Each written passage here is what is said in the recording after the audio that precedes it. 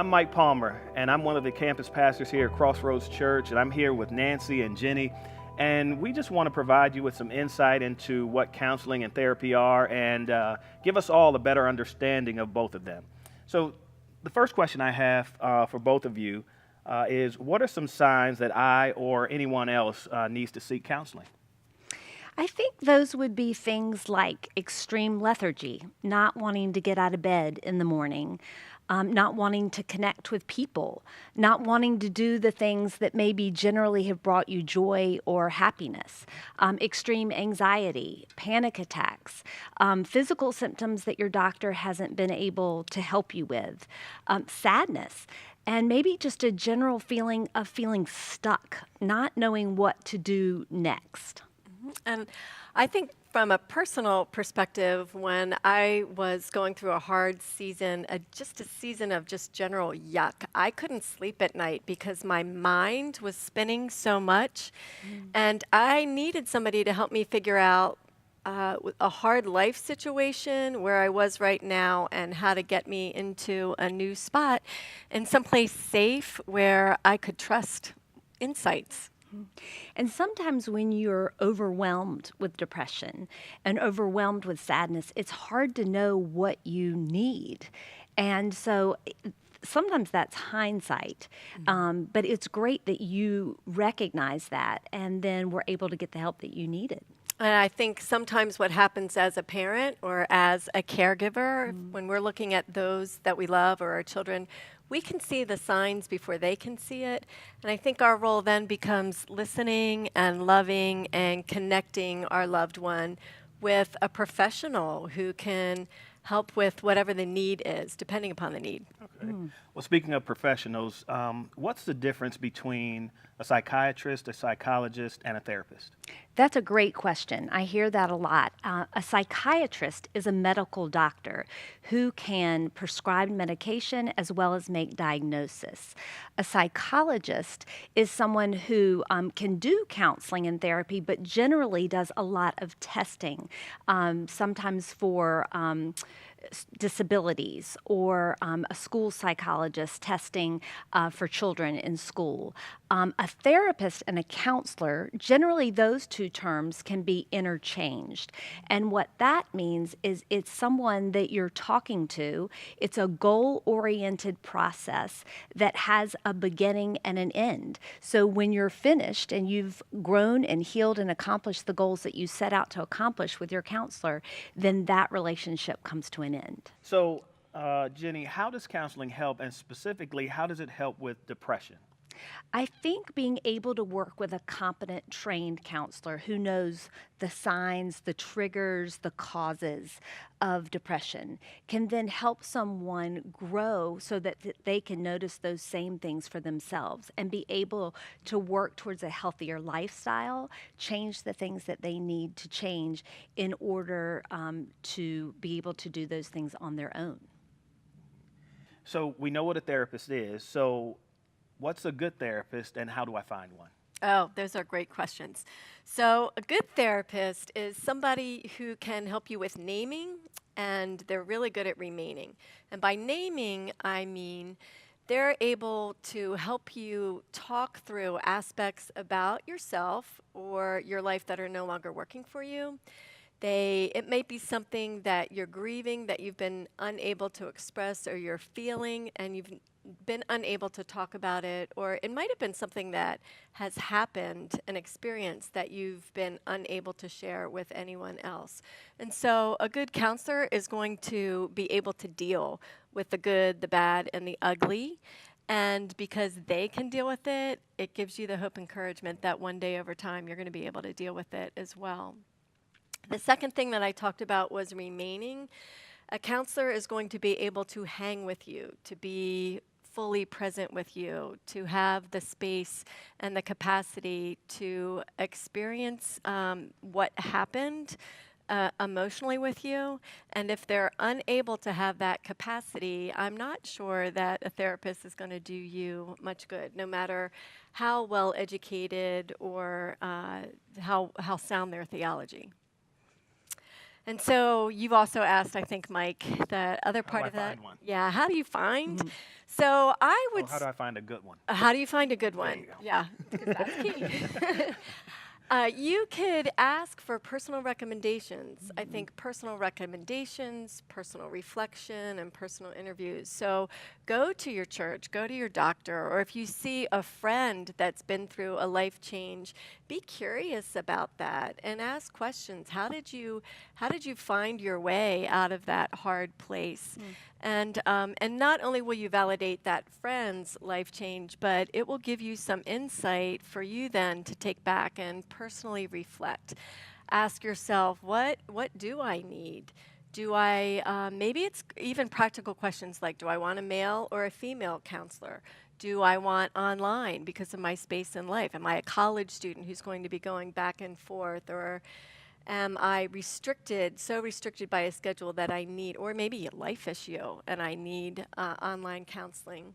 You might ask yourself, do I want Christian counseling? And so by Christian counseling, I don't mean, somebody's going to read you the Ten Commandments when you go in and hit you over the head with the Bible, but counseling in the sense that Jesus did with the woman at the well in John 4, where he just asked a series of questions that were able to take the woman at the well from a conversation up here and out here to what's going on in your heart, to what do you need spiritually.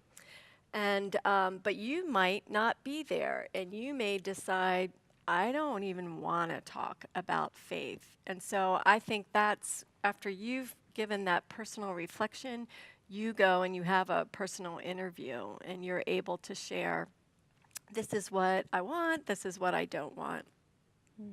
That happens often where someone is not at a place where they want to talk about faith at all. And so counseling is very individualized, and every good counselor knows how to make every session individualized for that person where they are. And so if someone comes in and doesn't have a faith, whether they are an atheist, whether they come from a different faith background, then that counselor tailor makes that session for them. But it's still based on truth and trust. And so how do you get that started? So if you found it, then how do you get that process going? You want to contact your counselor that you've decided to talk to first, or maybe it's a counseling center, and be really specific about what you're looking for. And then you might need to understand that for a good counselor or therapist, they may not be available right away. And so to think through, is it going to be willing to wait or adjust your schedule to something that will work? And then also consistently be honest with that counselor. In order to stick with it, if you've been at it and you've been doing all of the homework and you feel like you're still at a place of being stuck, I would encourage you to be really honest with the counselor and say, hey, I've been doing all of this, but I am not feeling that this is working. It's not about the counselor, it's about the client. And I often say, you're the customer. And so it needs to be based on something that works for you as the client, and you need to be progressing and growing. So you both mentioned sharing with counselors and being honest. So the question I would have is everything I say confidential? Yes, always. A counseling session is completely confidential. There are maybe two caveats to that. One would be if a client says to the counselor that they are going to hurt themselves or someone else, then a counselor has to report that. However, counseling centers have paperwork up front that tells the client that and has them sign that agreement so that they are aware of that. There's also one other time when a client can choose to sign a form or a waiver so that the counselor can share information with their medical doctor or another professional that's also working to help them. So one of the big things that comes up is cost. So why would I pay a counselor when I can talk to a friend or a family member for free about my problems? Yeah, that's a good question too. Why pay? So it's been my experience that unless we have skin in the game, unless we're willing to sacrifice and invest, then we're not going to be willing to do the work. So if I am not paying, and I have, say, a coffee date with a friend planned, it would be really easy for me to cancel that coffee date if I just didn't feel like going through the hard stuff. But if I'm paying for a counselor and I don't show up, I know that I still have to pay. And so it's a little bit like that pay now or pay later. There's going to be a bigger cost on down the road if I'm not willing to do the work of counseling. I'll be paying for it on down the road. So there's that reality. And then, why not talk to a friends? Well, my friends want to do anything that they can to take things from me. So if I said, I can't go on, this is so hard, I just need something or someone to take the pain away, they'd be like, okay, what can I do? What can I do for you? And they'd be more apt to fix it, which may not be the most helpful thing to do. Same with family members. And so it's like a friend might have a piece of the puzzle. I'm trying to put the puzzle piece of my life together. A friend might see one piece, or a family member might see one piece, and they're just so close to it. A counselor can help you find some objectivity. And a counselor's a neutral person who's been trained to be able to see the whole perspective. And like you mentioned, a family member having one piece of the puzzle, part of counseling is gathering all those puzzle pieces together and putting them together in such a way that it shows kind of the story of your life as the client, which helps you to see where you've been, where you are now, what might be going wrong, and then put all the pieces together so you can see where you're headed and can do that in a healthy, whole way. So it sounds like I should talk to the person who is equipped to ask the right questions. So my next question is, how does talking alone help me deal with my problems? That's a great question. I think that when we start talking and we start to tell our story, then that's where truth shows up. And there's significant power in the truth. It starts to help us put the pieces, that puzzle again, the pieces of our story into perspective. And then that perspective can lead us to see through a counselor asking the right questions, whether we're believing the truth about ourselves or whether we're believing lies. And then we can work to change that tape that goes on in our head that we tend to follow, whether we're believing the truth about ourselves or lies about ourselves. And being asked the right questions, I think, also leads to clarity. When you're talking out loud, you start to hear yourself and you think, oh my goodness, well, that's not true, or that's not very smart, or, oh my goodness, I wouldn't say that to a friend that I loved. Why would I say it to myself? So can my church offer me any other resources? I think, Mike, it really depends on the church, right? Because I think there could be some who are listening who were hurt by their church, and that's why they're seeking counseling. And so if there's a church where you feel like, well, I have to get cleaned up in my Sunday best, I can't come as I am, but I need to show up as my best self, and I can't really be real, then the answer might be no. But if you can find a church that is more like a hospital than a country club, then you might be able to find some hope. And so for that kind of church, you might be able to get some resources by finding out if there are groups within the church or groups that meet at the church, recovery groups, care groups, grief, divorce, marriage, or maybe they have conferences that they could recommend. There might be online tools that are available, maybe online services or sermons or teachings or podcasts that they can make available to you that could be helpful tools. There could be a network of counselors or maybe even a counseling center that you can tap into through a church.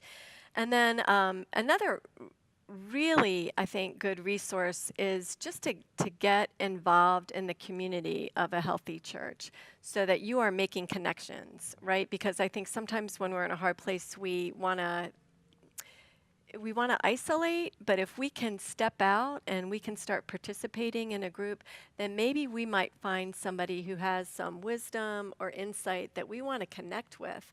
And we can be intentional about saying, hey, do you want to grab coffee? Can I talk to you? That person might turn into a mentor and might offer some friendship that's really life-giving. Okay.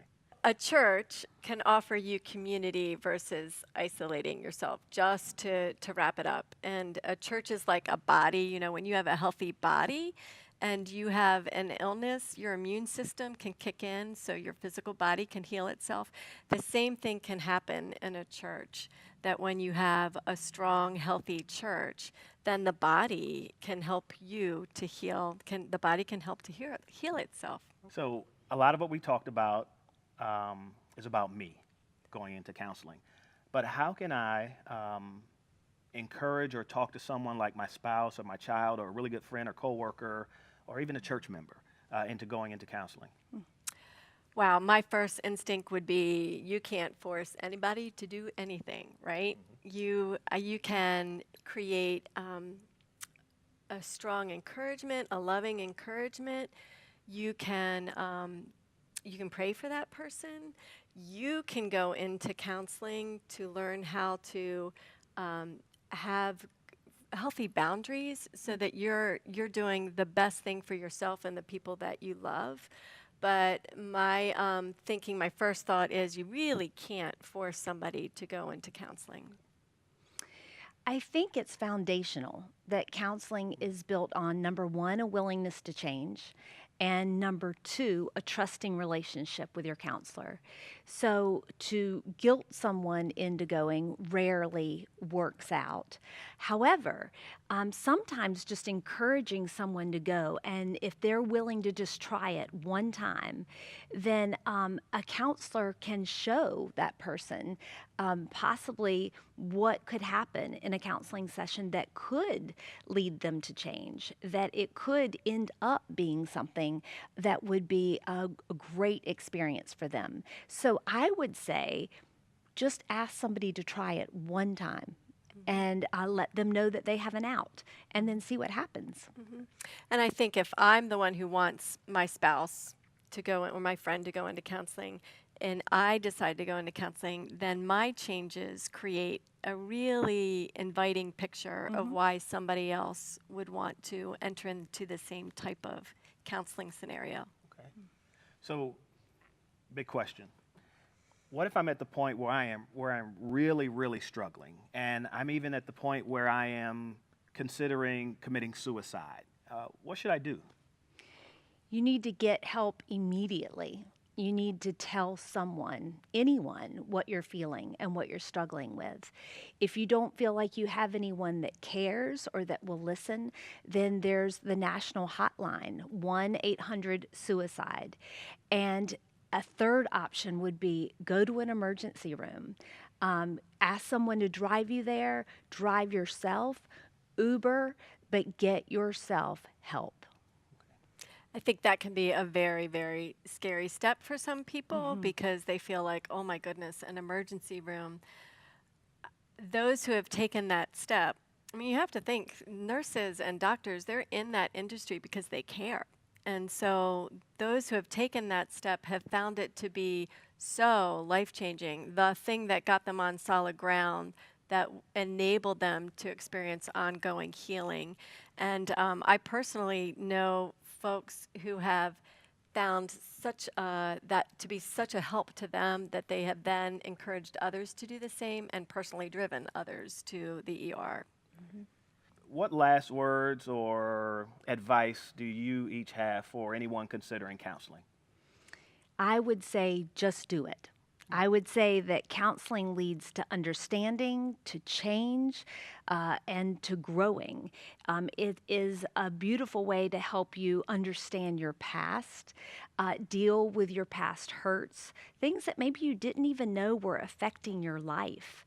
and grow to change and to incorporate tools into your everyday life that allow you to break that tape in your head that we talked about earlier and to change it to truth, where you start to hear that you matter, that you're worthy, that you're valuable, that you're loved, and that your life matters. So I would say if someone is thinking about going to counseling, try it.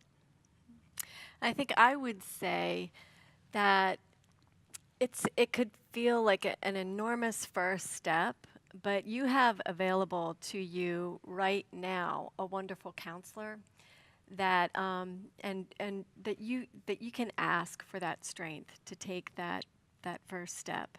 That we have a 24/7 crisis line that works with human crisis lines. But if you're in a deep, dark place, there is a Savior who can offer you help and works through all of the things that we just spoke about, all of the practical tools and the practical help and the people, and can bring you to a place where you feel encouraged to take that step. You are never in it alone, even if physically there are not people in it with you, because He is with you 24/7. Thank you, Jenny. Thank you, Nancy. And we hope that we've helped you gain a better understanding of counseling. And like Nancy said, you're never alone.